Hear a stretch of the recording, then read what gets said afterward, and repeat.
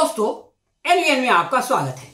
आज के चक्रव्यूह में हम भाजपा के बिहार प्रदेश अध्यक्ष डॉक्टर संजय जायसवाल के इंटरव्यू का पोस्टमार्टम करके बिहार के अंदर एनडीए की दुर्गति का कारण जानने का प्रयत्न करेंगे।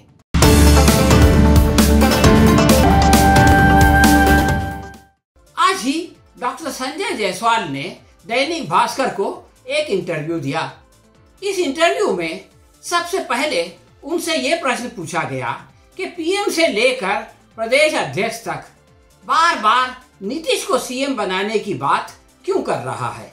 इस प्रश्न के जवाब में श्री जायसवाल ये कहकर फंस गए कि फरवरी में ही पार्टी के तत्कालीन अध्यक्ष अमित शाह ने साफ कर दिया था कि राजग की ओर से यानी एनडीए की ओर से सीएम नीतीश कुमार ही होंगे। अब सवाल ये है कि अगर ये बात फरवरी में तय हो गई तो गड़बड़ कहाँ हुई।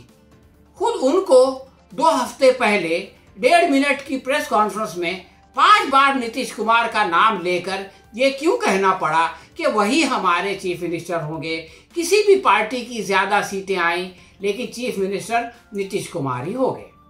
इसका असल कारण चिराग पासवान द्वारा खड़ा किया जाने वाला कंफ्यूजन है। जब चिराग पासवान खुद को एनडीए का हिस्सा कह रहे थे तो भाजपा वाले खामोश थे। पानी जब सर से ऊंचा हो गया और नीतीश कुमार ने नाक दबाई तो भाजपा का मुंह खुला और सफाई पर सफाई शुरू हो गई। मिसल मशहूर है, चोर की दाढ़ी में तिनका। भाजपा के मन में जो खोट था उसके कारण उस पर यह नौबत आई। डॉक्टर संजय जायसवाल से दूसरा प्रश्न बगावत के बारे में किया गया और उन्होंने इसका उत्तर बहुत विस्तार के साथ किया, तो हम भी विस्तार के साथ उस उत्तर का पोस्टमार्टम करेंगे। उनसे पूछा गया कि पूर्व सांसद विधायक तक पार्टी की लाइन से बाहर जाकर बगावत क्यों कर रहे हैं।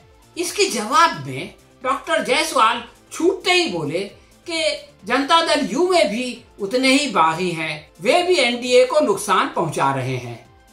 इस प्रश्न के उत्तर में पहले तो डॉक्टर साहब ने खुले दिल से ये स्वीकार कर लिया कि बगावत है, इसलिए उनकी तारीफ की जानी चाहिए। परंतु ये कहने से कि दूसरों के यहाँ भी ये दोष है, अपना दोष नहीं छुपता। भाजपा के अंदर संघ के प्रशिक्षण और अनुशासन का बड़ा गुणगान किया जाता था। अब वो संस्कार कहाँ चले गए। भाजपा को पार्टी विद द डिफरेंस कहा जाता था, अब क्या हो गया। क्या वो भी दूसरे राजनीतिक दलों की भांति संधि साधु बन गई है। ये बात स्वीकार करने का समय आ चुका है। इस बारे में सोचने वाली बात यह है कि डॉक्टर संजय जायसवाल ने बगावत के बारे में ये नहीं कहा कि बगावत तो महागठबंधन में भी है। उन्होंने खुद अपने सहयोगी जेडीयू का उदाहरण देकर यह बता दिया कि ये बीमारी एनडीए के अंदर है। इस तरह से गोया एनडीए बेनकाब हो गई। उन्होंने ये माना कि एनडीए को फिलहाल दोनों पक्ष एक दूसरे को नुकसान पहुंचा रहे हैं।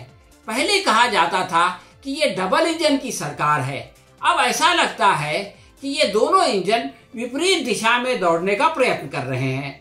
ऐसे में इस रेलगाड़ी का और इसमें सवार यात्रियों की क्या दुर्दशा होगी, इसका अंदाजा लगाना मुश्किल नहीं है। इसके बाद डॉक्टर साहब ने जो कुछ किया वो तो हैरत अंगेज है। उन्होंने कहा कि भाजपा के बागियों को तो एक अम्ब्रेला मिल गई। अम्ब्रेला छतरी को कहते हैं, तो भाजपा के बागियों को वो अम्ब्रेला कहाँ मिली। असल में वो इशारा कर रहे हैं एलजेपी की उस झोपड़ी का जिसके अंदर भाजपा के सारे बागी घुस गए।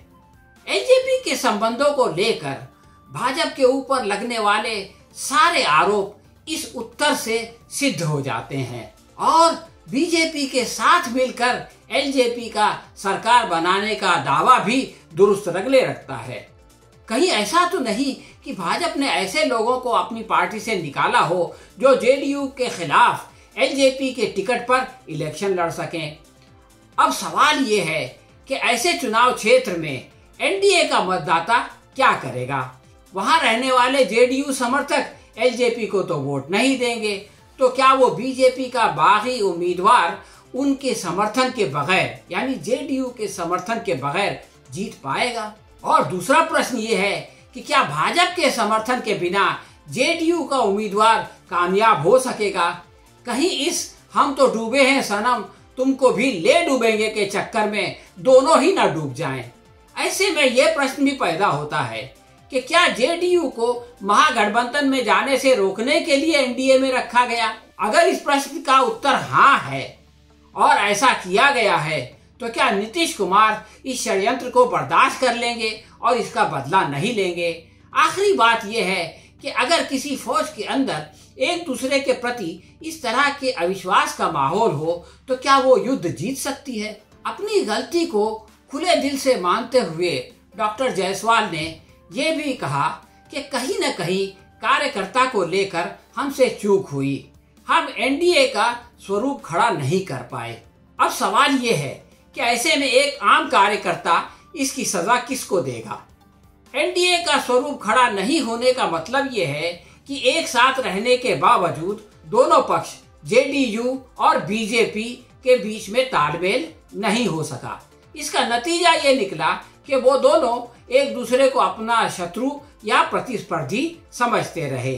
जिस परिवार के अंदर ये परिस्थिति हो कि उसके सदस्य एक दूसरे को अपना शत्रु समझें तो उसको हराने के लिए किसी शत्रु की जरूरत नहीं है।